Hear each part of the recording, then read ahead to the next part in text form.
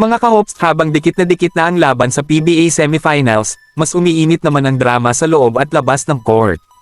Mula sa kontrobersya ni Apple David sa hirap na comeback ni Chris McCullough hanggang sa matinding bangayan ni Al Francis Chua at Coach Yeng Guiao, usapang basketball talaga ang pinag-uusapan ngayon ng buong Pinas.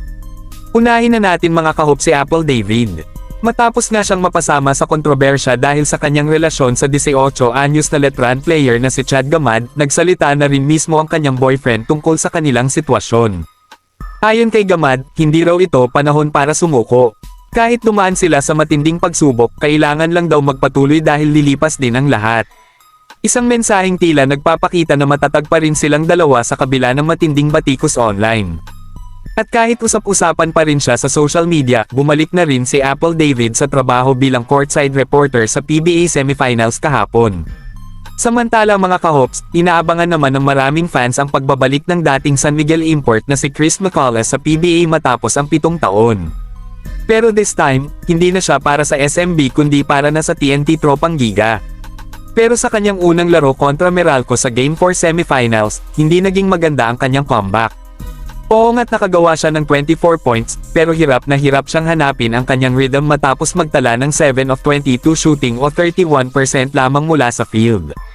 Ayon kay TNT head coach Chot Reyes, kitang-kita raw na nangangapa pa si McCullough dahil 2 araw pa lang itong nakakapag-practice kasama ang team.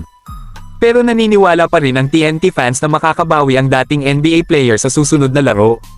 At ayon naman kay McCullough, kilala na raw niya halos lahat ng players ng TNT kaya kailangan lang nilang mas mag-ensayo at mag-focus sa bawat game.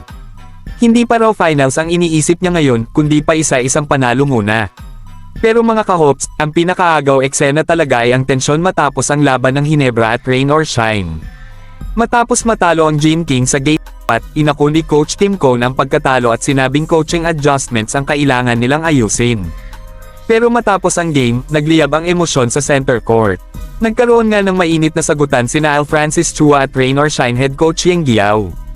Ayon kay Chua, sinabihan daw siya ni Coach Yeng na huwag kumausap ng referees. Kaya sumagot umano siya na ang sariling team na lang nito ang pakialaman. Pero ayon naman kay Coach Yeng, concern lang daw niya ang pakikialam ng isang governor sa referees dahil maaari umano itong makaapekto sa officiating at maka-intimidate sa mga officials lalo na ngayong semifinals na. Kaya ngayon mga ka-hopes, mas lalong umiinit hindi lang ang laban sa court kundi pati ang tensyon sa sidelines. Ano sa tingin ninyo mga ka-hopes? Makakabawi ba si Chris McCullough sa TNT? At sino sa tingin ninyo ang tama sa bangayan ni Al Francis Chua at Coach Yeng Guiao?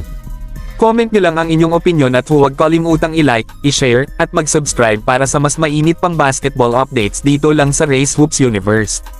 Hanggang sa susunod mga ka-hopes!